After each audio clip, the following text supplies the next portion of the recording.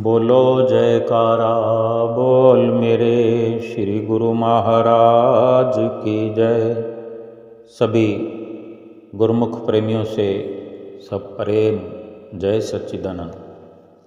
वंदो चरण सरोज गुरु मुद मंगल आगार। जय सेवत नर होत हैं भव सागर से पार। गुरु जी के सुमिरन मात्र से नाशत विघ्न अनंत। तासे सर्वारंभ में ध्यावत हैं सब संत। जब से इस दुनिया में हम आए, हर इंसान जो इस दुनिया में आया है, चाहे स्त्री हो पुरुष हो या अभी बच्चा है या बहुत पहले आया है, चाहे जिस भी स्थिति में, चाहे अमीर है गरीब है, ऊंची जाति का है नीची जाति का है, रुतबे वाला है रसूख वाला है या निम्न स्तर का है, हर पल जीवन में जो भी अनुभव करता रहा है कर रहा है, एक निष्कर्ष उसने अपने जीवन में निकाला है। कभी न कभी इस जीवन को जो वर्णन उसने किया है अपने जीवन के बारे में, आज नहीं तो कल करने वाला है। जिसने कर दिया है और जो करने वाला है, एक ही निर्णय निकल कर सामने आया है, आता है और आएगा कि जीवन भर दुख ही दुख पाए, जीवन भर मुसीबतें और परेशानियां ही झेलते रहे। और मुसीबतें और परेशानियां दुख चाहे जो भी हों, कुदरती भी हो सकते हैं कि जैसे कोई कुदरती आपदा आ जाती है अचानक से, हमें पता नहीं होता, हमारा उसमें कोई हाथ नहीं होता, वो हमारी किसी सोच का नतीजा नहीं होता, वो भी दुख है।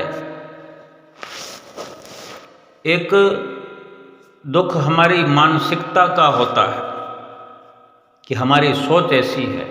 हम बेशक निवारण कर सकते हों दुख का, लेकिन नहीं करते या कर नहीं पा रहे, या उसका समाधान उसका तोड़ हमारे पास नहीं है, और जो दुख मिटा सकता है वहाँ तक हमारी पहुँच नहीं है।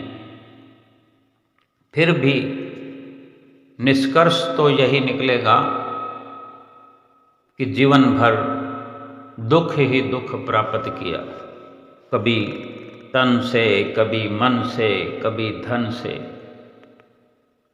धन अधिक रहा तो भी धन का दुख देखने को मिलेगा। किसी ने धन चुरा लिया तो दुख, धन को स्वयं संभाल नहीं पाया तो दुख, या धन का अभाव है, धन की कमी है तो दुख। मन का दुख कि मन का चाहा नहीं हुआ तो ये मन का दुख, या मन हमारे काबू में नहीं आया, ये दुख। मन को काबू करने का हमारे पास कोई अख्तियार नहीं है, कोई रास्ता नहीं है, तो दुखी ही हुआ। और तन का दुख कि तन की स्थिति कभी एक जैसी नहीं रही। खा खा कर भी दुखी हुए, कभी ना खा कर दुखी हुए,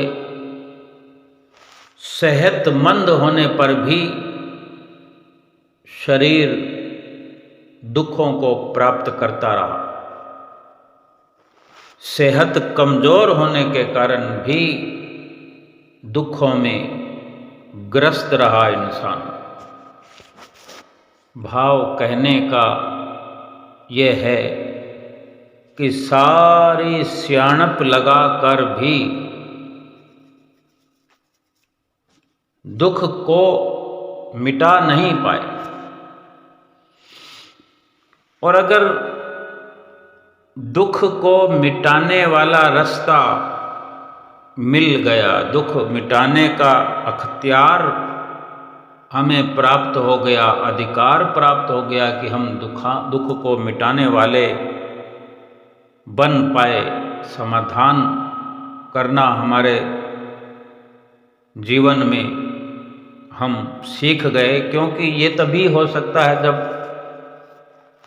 किसी भी प्रकार का दुख, यानी जीवन भर के सभी दुखों का किसी एक के पास इलाज हो।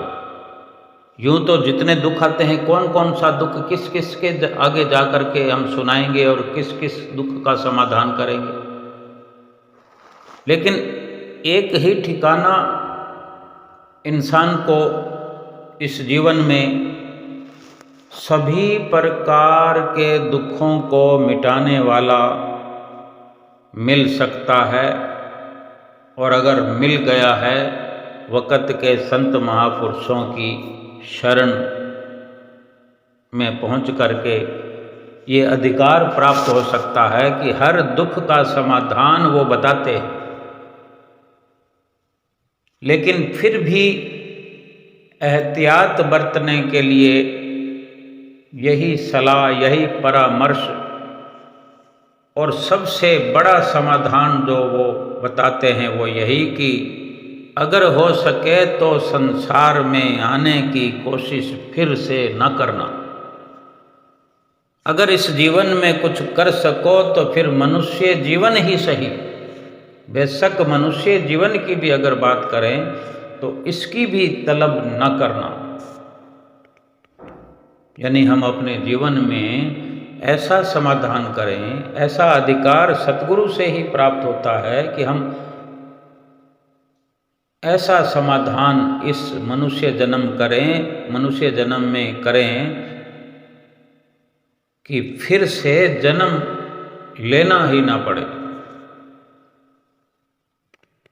किसी भी प्रकार के दुखों का कोई अगर इलाज है कि अगर मनुष्य जन्म में भी दुख आते हैं, दुख आएंगे और दुख आए हुए हैं, कितना कितना समाधान करने पर भी सबसे बड़ा समाधान तो ये है कि संसार में आए ही ना, क्योंकि ये संसार है ही दुख रूप। इस संसार में जो भी आएगा तन से, मन से, धन से दुख पाना ही पड़ेगा। अगर कोई इस जन्म को आखिरी कर दे, इस जन्म में आना, इस जन्म को पाना आखिरी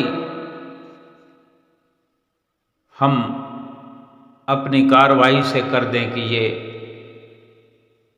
फिर से इस संसार में आने का सिलसिला खत्म हो जाए। एक तो 84 लाख योनियों की बात हम सतगुरु से सुनते हैं। भक्ति मार्ग पर चलने वालों को ये हमेशा सुनने का अवसर मिलता है कि 84 लाख योनियों से बचना है। लेकिन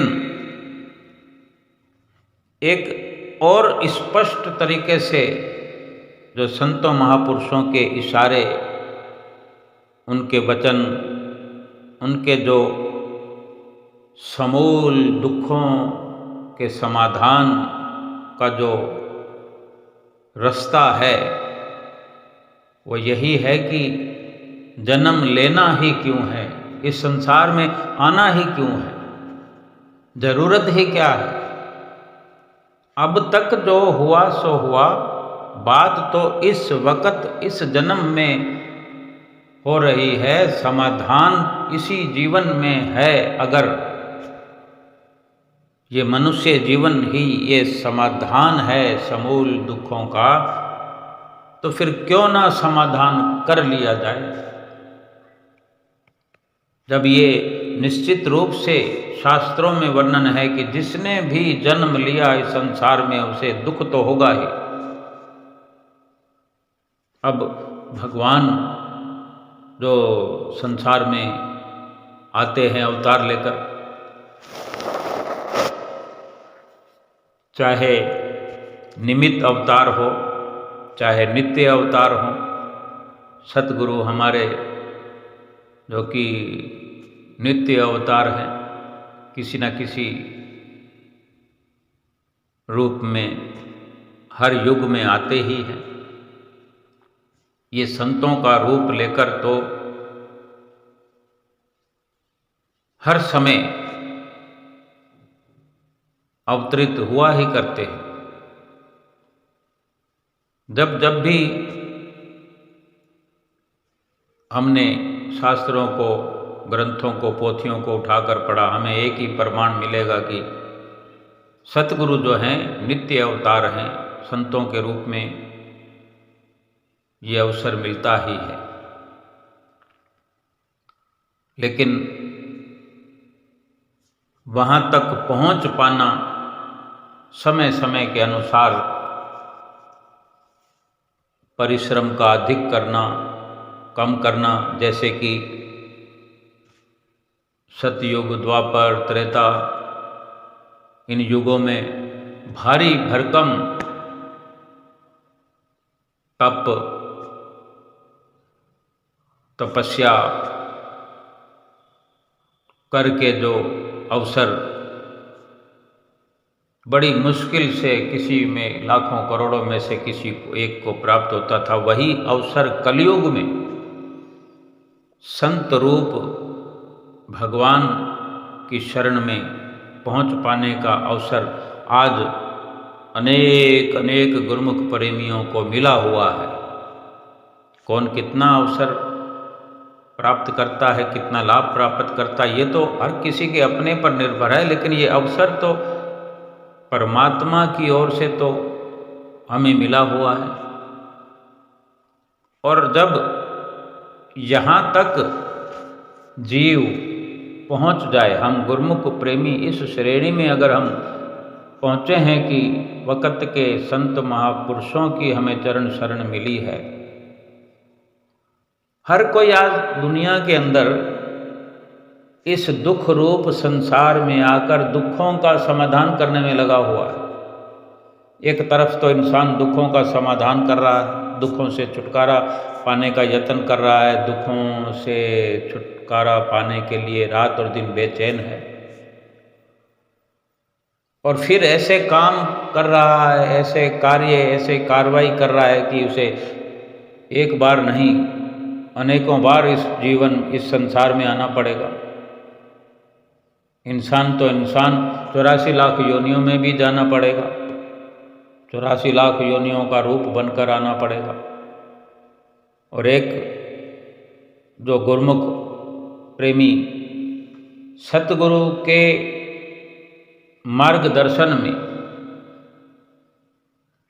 सतगुरु जिसके पथ प्रदर्शक बने हों, जैसे हमारे पथ प्रदर्शक सतगुरु जी हैं, हमारा मार्गदर्शन करते हैं, हम अगर उनके पथ प्रदर्शन में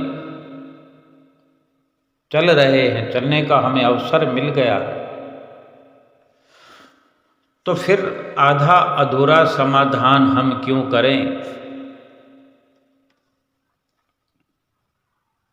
मनुष्य जीवन अगर मिलेगा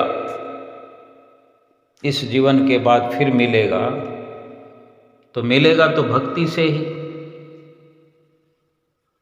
भक्ति अगर परवान नहीं चढ़ेगी, भक्ति में सफलता की कमी के कारण फिर जन्म मिलेगा मनुष्य का कि उसमें हम भक्ति पूरी कर लें। लेकिन ये अच्छी बात है कि इंसान अपने जीवन की सफलता के लिए कुछ कर पाया कि उसे मनुष्य जन्म मिला। लेकिन सोचो कि जब हमारे अख्तियार में ये हो गया कि हम इस मनुष्य जीवन को आखिरी कर सकते हैं या कर सकते थे, आज हम भक्ति परमार्थ की राह में हैं, तो पिछले जन्मों की सफलता के कारण, अब जाने कितने जन्मों से लगे हुए हैं, और आज भी हम अपनी रफ्तार को देखें, क्या हम सोचते हैं, क्या विचारते हैं, और क्या सच्चाई है कि कितने जन्म और लगेंगे।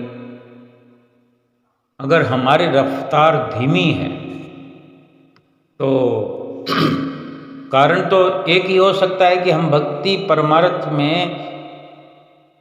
सतगुरु के मार्गदर्शन में बहुत सी कमी रखे हुए हैं।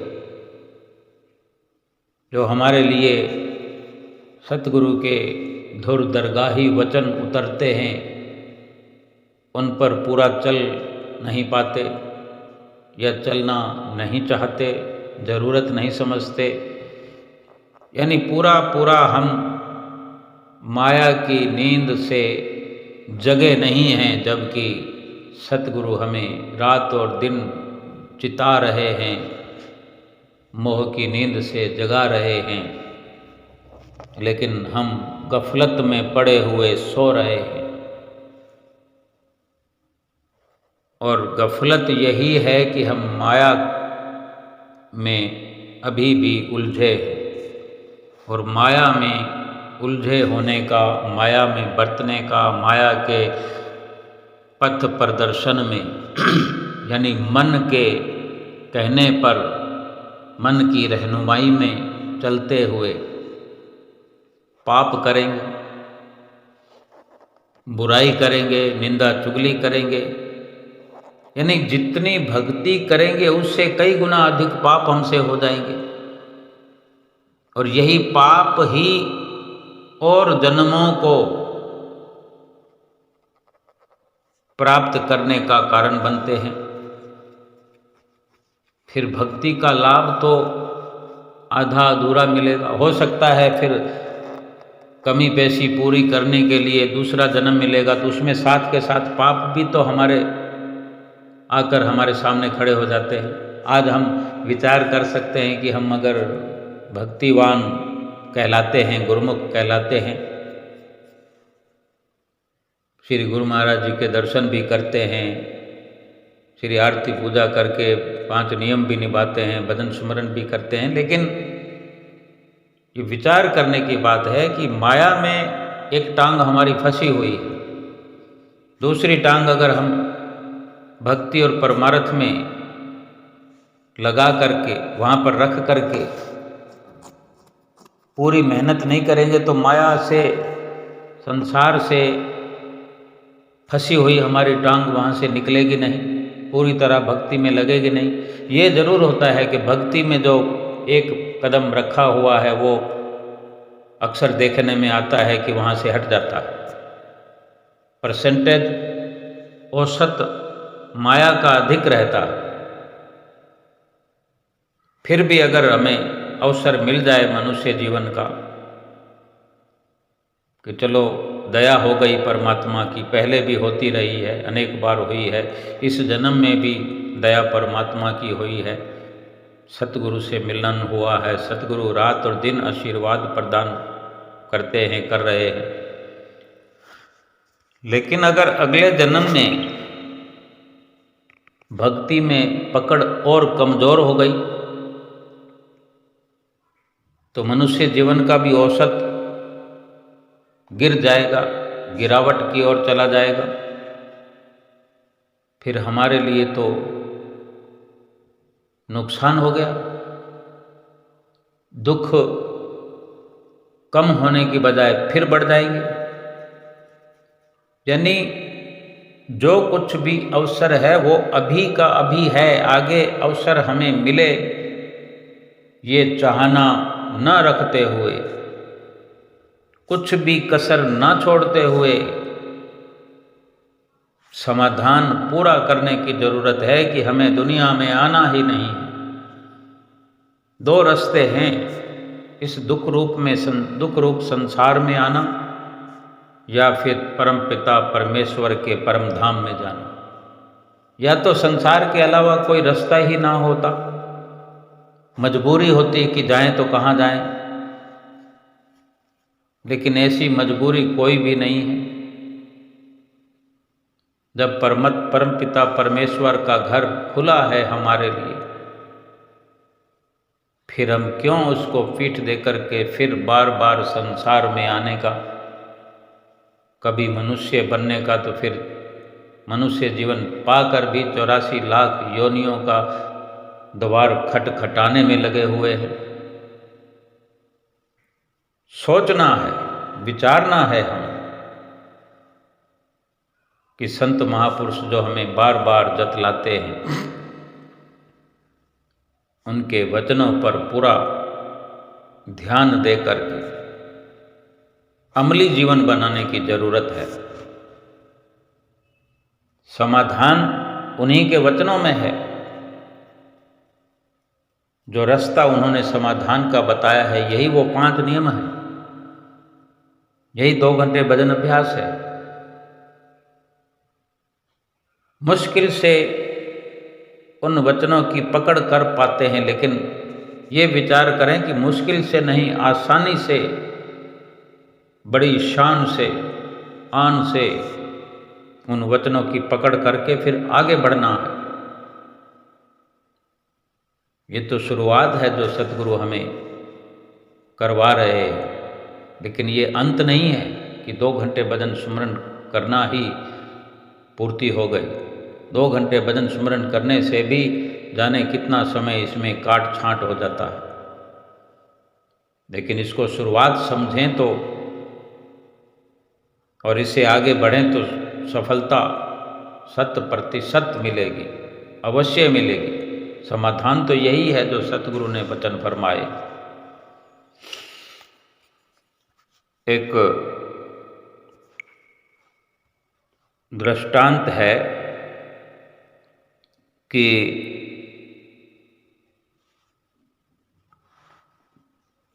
क्या कहते हैं कि एक व्यक्ति अपने परिवार, रिश्तेदार, मित्र और अपने कॉलोनी के निवासी, अपनी फैक्ट्री के कार्यकर्ताओं से दुखी होकर समाधान के लिए अपने सतगुरु के पास पहुंचा। देखो, पूरे परिवार के साथ रहता है, रिश्तेदारों के साथ भी उठना बैठना है, मित्र भी हैं, और मोहल्ले में, कॉलोनी में भी जो लोग रहने वाले हैं, अपनी ही फैक्ट्री के कार्यकर्ता हैं। अपने सुख के लिए जिनको, अपनी कमाई के लिए जिनको अपनी फैक्ट्री में जगह दी है, यानी इन सब से दुखी होकर समाधान चाहता है और अपने सतगुरु के पास पहुंचता है। बहुत अच्छा रास्ता चुना है।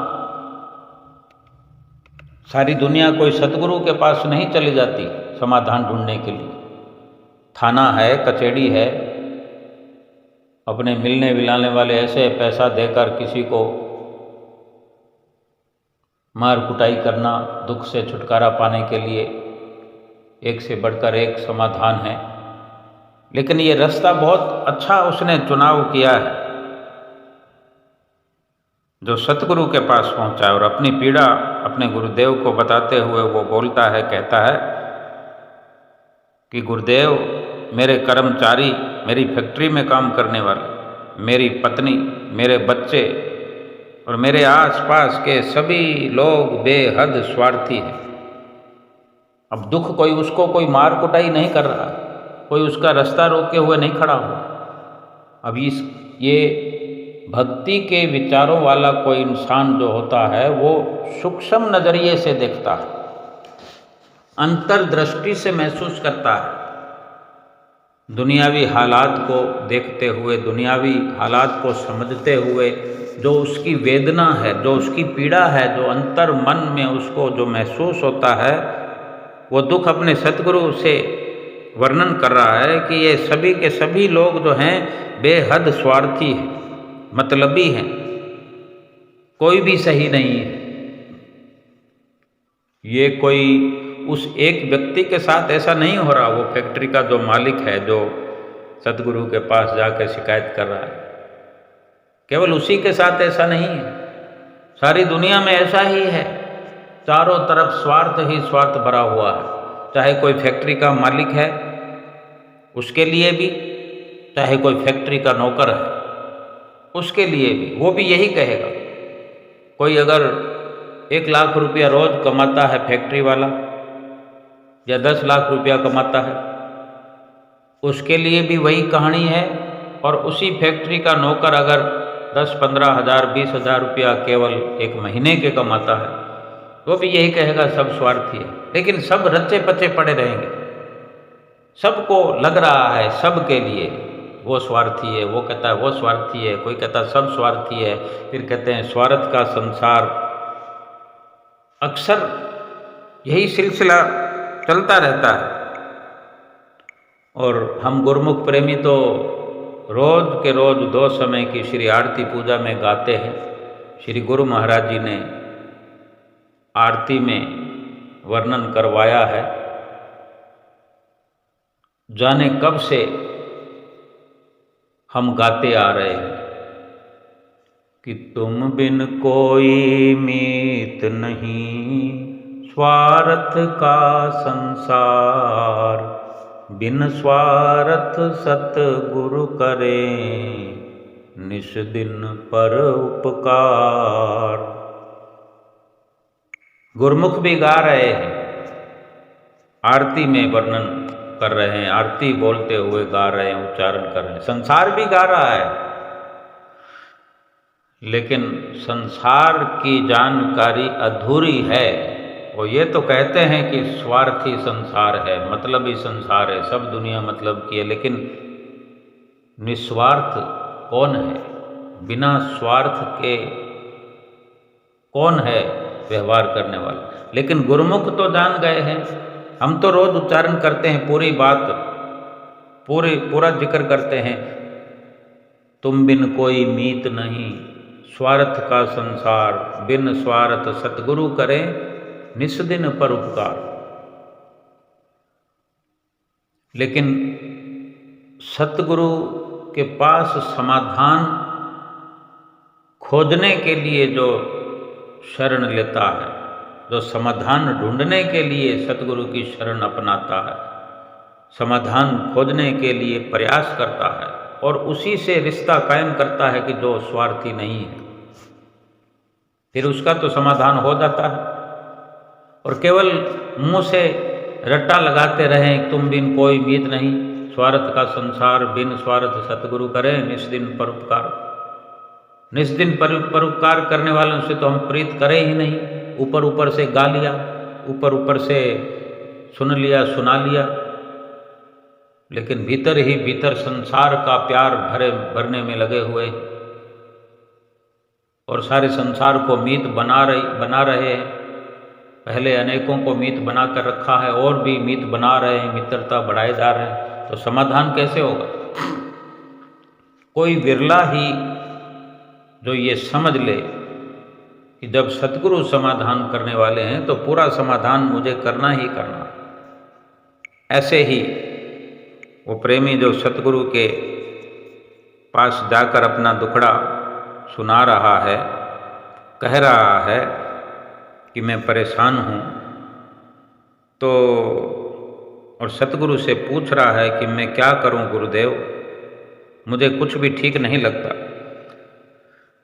अब सदगुरु तो अंतर्यामी होते हैं, सारी वेदना सारा दुख समझ गए और मुस्कुराकर अपने शिष्य से कहा कि बेटा, आपकी समस्या जो है बड़ी गंभीर है,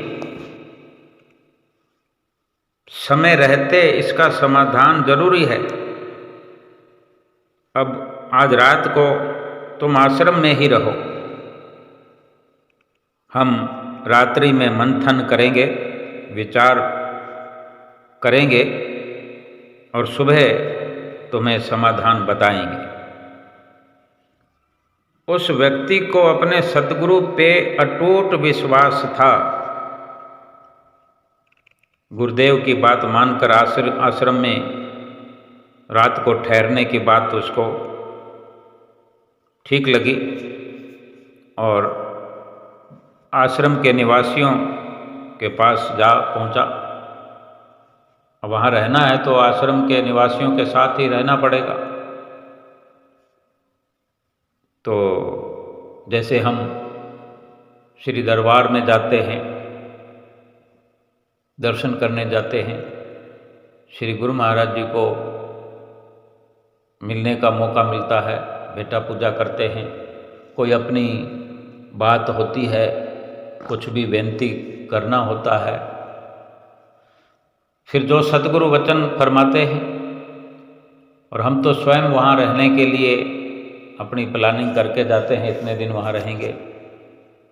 किन्हीं को श्री गुरु महाराज जी भी वचन कर देते हैं कि यहाँ रहो, सेवा करो, लेकिन रहना तो वहीं आश्रम में अगर है तो देखो सभी के साथ मिलकर लंगर में बैठकर खाना पड़ेगा। जहाँ रहना है कमरों में, एक एक कमरे में कई गुरुमुख प्रेमी होते हैं, दर्शन हाल में भी साथ में बैठना है, श्री आरती मंदिर में भी साथ बैठना है, चलने फिरने के लिए भी जो सड़क है सभी एक साथ चलते हैं, तो एक दूसरे के विचारों का आदान प्रदान होता है। हमारा जैसा भाव होता है, जैसा नज़रिया, जैसी हमारी सोच होती है, जैसा विचार होता है, हो सकता है दूसरे का ना हो, क्योंकि हर किसी का अपना अपना मत होता है। तो वो जो गुरुदेव से मुलाकात करके फिर आश्रम के निवासियों के पास जाकर पहुंचा और वहाँ अपना रात को गुजारना था। तो सुबह की पूजा अर्चना के पश्चात कुछ और भी शिष्यों का समाधान था जो गुरुदेव ने किया। उनकी समस्याओं को निपटाकर गुरुजी ने अंत में उस व्यक्ति को अपने पास बुलाया, फैक्ट्री के मालिक को। तो एक रात में बहुत कुछ और अनुभव उसको वहाँ रहकर भी जो प्राप्त हुआ, तो वो भी सतगुरु को बताना चाहता था। वो खुद को रोक नहीं सका कि भाई यहाँ तुम आए हो तो एक रात में जो हुआ हुआ, लेकिन उसका भी जिक्र सतगुरु को उसने कर दिया। कहता है, गुरुदेव आपके आश्रम में भी स्वार्थियों ने अपना डेरा जमा रखा है।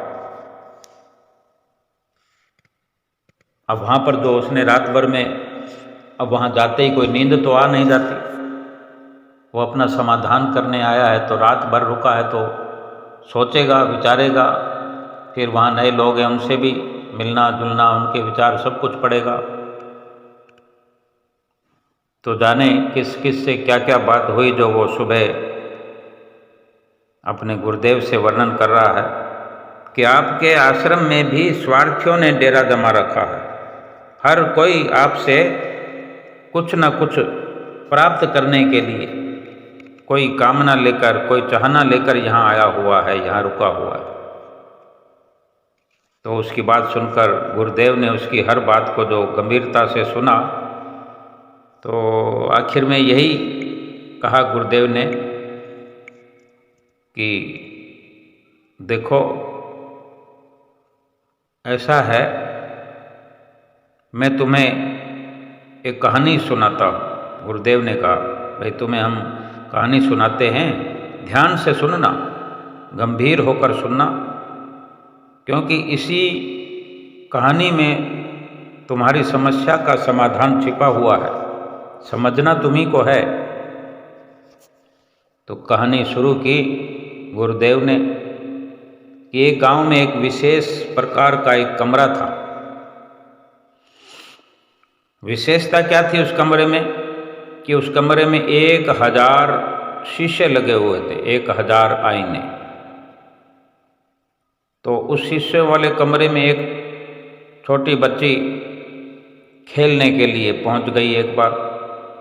तो क्या देखती है, अब वो गिनती तो नहीं कर पाई, लेकिन बिना गिने ही ये निश्चित है कि जितने आईने थे, क्योंकि पूरे कमरे में ऊपर नीचे चारों तरफ 1000 आईने लगे हुए थे, उतने ही आईनों में उसकी स्वयं की तस्वीर उसको नज़र आ रही थी। तो उसको ये लग रहा था कि मैं 1000 बच्चों के साथ खेल रही हूँ, और बच्चे तो बच्चों के साथ खेलकर खुश होते हैं, वो भी खुश हो रही थी और वो खुशी में ताली बजाती तो सारे बच्चे ताली बजाते। तो उसने ये मन में विचार किया कि ये बहुत अच्छी जगह है। जैसे बच्चे खेलने के लिए कहीं जाते हैं तो फिर बार बार जाना पसंद करते हैं, ये उसका विचार है उस बच्चे का कि ये दुनिया की सबसे अच्छी जगह है और यहाँ बार बार मुझे आना चाहिए। अब उस बच्चे के वहाँ से जाने के बाद कोई एक आदमी, कोई व्यक्ति कहीं से आ गया, उसने भी अपने चारों तरफ जो आईने थे उनमें उसी की तरह दुखों से भरे हुए अपने ही चेहरे देखे। वो भी ये सोचता है कि यहाँ तो सभी के सब दुखी दुखी नजर आ रहे हैं। अब वो दुखी है तो सभी शीशों में सभी चेहरे दुखी नजर आएंगे। उन दुखी चेहरों को देखकर और दुखी हो गया, बहुत दुखी हुआ। उसने हाथ उठाकर सभी को धक्का मारना चाहा, दूर करना चाहा। शीशे के नज़दीक होता है तो सभी उसके नज़दीक आ जाते हैं, दूर होता है तो सब दूर चले जाते हैं। अब वो शीशे के नज़दीक होता है तो सब उसी के नज़दीक मुंह डाल लेते हैं। तो अपने हाथ से सभी को धक्का लगाकर हटाना चाहता है। तो क्या देखता है कि उसने जो सबको हटाना चाहा तो बाकी वही सब अपने हाथ से उसको धक्का मार रहे हैं, उसे हटा रहे हैं। उसको लग रहा है कि इतने हाथ हैं जो मुझे हटाना चाहते हैं, मुझे मारना चाहते हैं। तो ये सब देखकर उसने ये निर्णय किया कि ये दुनिया की सबसे खराब जगह है, मैं तो यहाँ कभी नहीं दोबारा आना चाहूँगा। उसने वो जगह छोड़ दी। तो कहानी के बाद गुरुदेव ने उस अपने शिष्य से, फैक्ट्री का जो मालिक है, उसे कहा कि इसी प्रकार ये जो दुनिया है, ये दुनिया भी एक कमरा है जिसमें हजारों लाखों करोड़ों शीशे लगे हैं। जो कुछ भी हमारे अंदर भरा होता है वही फिर कुदरत हमें लौटाती रहती है। जो कुछ भी हम इकट्ठा करते रहते हैं वही निकल निकल कर हमारे सामने लौट कर आता रहता है। संसार हमें अपने मन के अनुरूप ही दिखता है, इसलिए अपने मन और दिल को साफ रखो। गुरुदेव ने यही उसको समझाया कि अपने दिल को साफ कर लो, अपने दिल के आईने को साफ कर लो। यानी जितने ख्यालात अपने अंदर भरेंगे, जितने मीत बना करके उनकी स्टोरियाँ, उनके फोटो, उनकी इमेज, उनके किस्से, सब जो भी अंदर भरेंगे तो वही सब निकल निकल कर बाहर आएगा। और कोई मीत कहाँ है दुनिया में, कोई स्टोरी कहाँ है दुनिया में जो सुख देने वाला हो, जो सुकून देने वाली किसी की वार्ता हो। चारों तरफ आग लगी हुई है, दुखों की बरसात हो रही है, लेकिन कोई विरला अगर संतों महापुरुषों की शरण में पहुंच करके पूरा समाधान चाहता है, चाह रहा है, तो सतगुरु यही समझाते हैं कि अपने दिल का शीशा साफ रखो। यकीनन तब ये दुनिया भी आपके लिए स्वर्ग और वैकुंठों की तरह हो सकती है। अब इन सब से ऊपर क्या है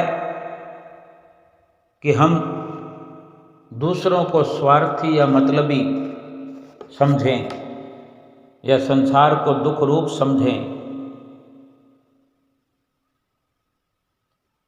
अगर हम अपने दिल का शीशा साफ कर लें, किसी को कुछ ना समझें, किसी को मीत ना बनाएं, किसी को अपने दिल में जगह ना दें, दिल का हुजरा साफ कर जाना के आने के लिए, ख्याल गैरों का हटा उसको बिठाने के लिए। सभी का ख्याल हटा करके, सभी की दोस्ती मिटा करके, सभी की मित्रता ठुकरा करके, जो ये सच्चाई है कि तुम बिन कोई मीत नहीं, स्वार्थ का संसार बिन स्वार्थ सतगुरु करे निस दिन परोपकार। ये ठीक से दिल में बिठा लो, सतगुरु को अपने दिल में बिठा लो और सतगुरु को ही मीत बना लो और सतगुरु से ही सच्चा रिश्ता बना लो और सतगुरु के बताए हुए रास्ते पर चलते हुए पांचों नियमों को निभा लो। दृढ़ता से, पूरी सफलता से सतगुरु के वचनों पर चलते हुए ये जीवन सफल करने का हम प्रयास करें, तो इस संसार में भी आने की जरूरत नहीं होगी। सीधे सतगुरु के धाम में पहुंच जाएंगे। न स्वर्ग की कामना करनी है, न मोक्ष की कामना करनी है, न वैकुंठ की कामना करनी है। कामना करने की जरूरत क्या है? जब सतगुरु से रिश्ता खास हो गया है हमारा, जब सतगुरु का अपने दिल में वास हो गया है, फिर कुछ निर्णय करने की जरूरत क्या है? फिर चलने दो सतगुरु का हुक्म, सतगुरु का आदेश ही चलने दो। जीवन सतगुरु के आदेशों पर ढाल दो। रुपया पैसा कमाओ, घर परिवार चलाओ, दुनिया में व्यवहार करो। ये समझ में आ गया कि स्वार्थ का संसार है, तो यही समझ कर व्यवहार करो। स्वार्थ के रिश्तों से परमार्थ को क्यों जोड़ने लगे? हो सके तो परमार्थ करते हुए केवल यही विचार करें कि मेरे तो सतगुरु हैं सच्चे मित्र, मैं तो सतगुरु की आज्ञा का पालन कर रहा हूँ, कि हो सके तो किसी पर उपकार करके चलो। लेकिन बड़ा मिशन जो ये है इस संसार में, इस मनुष्य जीवन में, हमारा जो मिशन है, जो लक्ष्य है, जो आने का कारण है, ये हर वक्त हमें सामने रखना है कि जन्म मरण से छुटकारा प्राप्त करना है। जन्म मरण से हमेशा के लिए किनारा करना है। और अगर ये नहीं विचार रखना चाहते तो ये सोच लें कि जो सतगुरु ने हमें सिखाया है, सिखा रखा है, सिखा रहे हैं, बस वही सब करते जाना है। अपना सब कुछ मिटा देना है, अपने विचारों को मिटा देना है, अपनी सोच को समाप्त कर देना है। सतगुरु की सोच को अपना करके उन्हीं के बताए रास्ते पर चलते हुए सबसे बड़ा लाभ इस जीवन में यही निकल करके आएगा कि जिसने अपनी मति को सतगुरु की मति में मिला दिया, अपनी मन मति को खत्म कर दिया, सतगुरु की मौज को शिरोधार्य कर लिया। जिसने सतगुरु की आज्ञा को सिर पर धारण कर लिया, सतगुरु की आज्ञा को पूरा सम्मान जिसने दिया, उसको इस लोक में भी और परलोक में भी, यानी तीनों लोकों में फिर कोई भी भय नहीं रहेगा। गुरु को सिर पर राखिए, चलिए आज्ञा माही, कहे कबीर तिस जीव को तीन लोक डर नाहीं। जो सतगुरु की आज्ञा को सिर पर धारण करता है, इतना आदर सम्मान करता है कि शीश पर सतगुरु के वचनों को रखता है, इसके ऊपर तो कोई जगह है नहीं। जिसने सिर पर रखे सतगुरु के वचन, और सतगुरु के वचन तो फिर हम रोज सुनते हैं, 5 नियमों की नित्य प्रति पालना, 2 घंटे भजन अभ्यास आनंद मग्न होके करना है, तीनों लोकों का भय मिट जाए। इससे बढ़कर लाभ और क्या हो सकता है। और कुछ भी खर्च करने की ज़रूरत नहीं है, कोई मुश्किल उठाने की ज़रूरत नहीं है, कोई परेशानी करने की ज़रूरत नहीं है, केवल वचनों की पालना करनी है। बैठ जाना है भजन अभ्यास करते हुए कि इससे बड़ा कोई लाभ नहीं है। और ये लाभ सबसे पहले रोज़ सवेरे उठ करके, चाहे देर से सवेर से, कोई संसारिक कार्य करने से पहले ये बहुत बड़ा लाभ सुमरन का जिसने प्राप्त कर लिया, फिर बाकी लाभ तो ऐसे गुरुमुखों के प्रेमियों के कदम चूमते हैं। दुनियावी लाभ, दुनियावी सफलता, दुनियावी तरक्की गुरुमुख प्रेमियों के पैरों में आकर गिरती है, जो सतगुरु के वचनों को सिर पर रख के चलता है। और जीवन सफल हो जाता है। बोलो जयकारा बोल मेरे श्री गुरु महाराज की जय।